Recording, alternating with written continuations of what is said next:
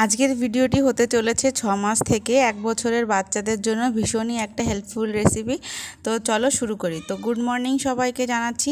এখন বাজে সকাল 11:30। তো 11:30 নাগাদ আমি আমার রিশুকে নিয়ে আমাদের ঘরের সামনেই বসে আছি এমনি, কারণ ওকে 12টা থেকে 12:30টার মধ্যে আমি চান করিয়ে দিই। তার আগে আমি ওর জন্য একটু খিচুড়ি বানিয়ে নিই।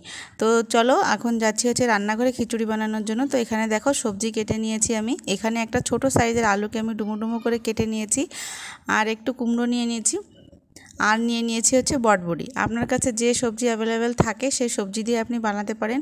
আমার কাছে এগুলোই ছিল, এগুলো দিয়েই বানাচ্ছি। তো সবজিগুলোকে ভালো করে ধুয়ে নিয়েছি। এখন এবার একটা কুকার গ্যাসের উপর বসিয়ে দিয়েছি। তো চলো কুকারের মধ্যে দিয়ে দিচ্ছি একদমই মানে পরিমাণ মতো জল। আপনি যতটুকু খিচুড়ি বানাবেন ততটুকুই জল দেবেন। মানে তো আপনি সেটা বুঝতে পারবেন কতটুকু জল দিলে আপনার খিচুড়িটা না শক্ত হবে না নরম হবে একদম। তো এই যে জলের মধ্যে আর কি আমি দিয়ে দিলাম ধোয়া সবজিগুলো। আর এই খিচুড়িটাতে আমি কোনো তেল মশলা ছাড়া একদম খিচুড়িটা বানাচ্ছি, আর বাচ্চারা খুব পছন্দ করে খাবে আর কি খিচুড়িটা। আমার রিশু তো রোজই খায়, খিচুড়ি খেতে খুবই ভালোবাসে। ওকে দুধ ভাতও খাওয়াই, কিন্তু দুধ ভাতের থেকে খিচুড়িটা বেশি ভালোবাসে। তো এবার আমি নিয়ে নেব হচ্ছে গিয়ে চাল আর ডাল। তো আমি এখানে গোবিন্দভোগের চাল ব্যবহার করি। গোবিন্দভোগের চালটা কি হয় না, ভালো করে সিটি মারলে একদম পুরো ম্যাশ হয়ে যায় কুকারের মধ্যেই। এই জন্য আমি গোবিন্দভোগের চালটাই নিই। তো এখানে 2 মুঠ চাল নিয়েছি আমি, আর 1 মুঠ নিলাম হচ্ছে গিয়ে ডাল। আপনারা যতটুকু বানাবেন আপনাদের হিসাব মতো নিয়ে নেবেন ততটুকু। তো এবার চাল ডালটা ধুয়ে ভালো করে কুকারের মধ্যে বসিয়ে দিচ্ছি, আর দিয়ে দেবো হচ্ছে গিয়ে পরিমাণ মতো লবণ। আর একটু পরে ঘি ব্যবহার করব, কিন্তু সেটা পরে। এবার কুকারের ঢাকনাটা বন্ধ করে 4 থেকে 5টা সিটি মারবো। একদম হাই হিটে রাখবো না, লো টু মিডিয়ামে রেখে সিটিটা মেরে নেব। তো 10 মিনিটের মধ্যে খিচুড়িটা রেডি হয়ে যাবে। 10 মিনিট পরে আমি কুকারটা খুলে নেব। এবার একটা ম্যাশার দিয়ে, যদি আপনাদের কাছে ম্যাশার থাকে তাহলে ভালো করে ম্যাশ করে দেবেন সবজিগুলোকে। আর আমার কাছে নেই, তো হাতা দিয়ে আমি ভালো করে ম্যাশ করে দিই।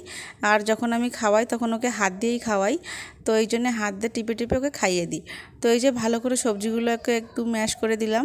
আর এখন এর মধ্যে ব্যবহার করব হচ্ছে গিয়ে আমি একটু দেশি ঘি। আমাদের এখানে চায়ের দোকান থেকে পিওর দেশি ঘি নিয়ে আসছে কিনে ওর পাপা।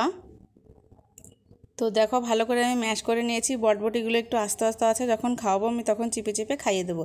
তো এই যে হচ্ছে কি আমার দেশি ঘিটা, আর এই ঘির থেকে অল্প একটু ঘি আমি দিয়ে দেবো। অনেক পরিমাণে মেশানো যাবে না বাচ্চাদের আর কি, না তো পেট খারাপ হয়ে যাবে। তো পরিমাণ মতোই দিয়ে দেবেন ঘিটা, বেশি খাওয়ালে আবার পায়খানা করে। তো এই যে ঘিটা মিশিয়ে দিলাম আমি।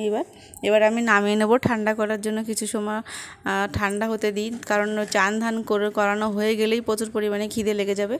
তো এই যে নামিয়ে নিচ্ছি একটা প্লেটে। বাটিতে না হলে ঠান্ডা হতে টাইম লাগবে, ওই জন্য আমি একটা প্লেটে নামিয়ে নিচ্ছি, যে ফ্যানের তলায় রাখলে তাড়াতাড়ি ঠান্ডাটা হয়ে যাবে।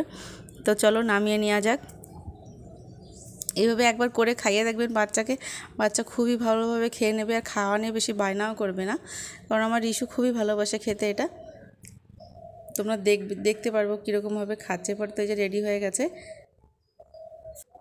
তো খাচ্ছে, আর ক্যামেরার সামনে আসলে তো এমনি ও নাটক করে, একটু বেশি ক্যামেরার সামনে আসতেই চায় না। তাও ওর ভিডিও মানে ফটো দেখা যাচ্ছে সামনে, আর ও দেখো তালি বোঝাচ্ছে আর খাচ্ছে।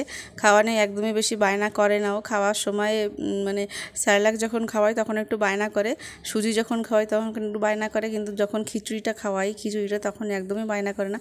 কিন্তু 2-3 টাইম 3-4 টাইম খাবার খাওয়াই, সারাদিন তোর খিচুড়ি খাওয়ানো যায় না, এই জন্য 2 টাইমই খাওয়াই, কোনো দিন 1 টাইম খাওয়াই। তো চলো ভিডিওটা এখানেই শেষ করছি। ভালো লেগে থাকলে একটা কমেন্ট করে দিও, লাইক করে দিও।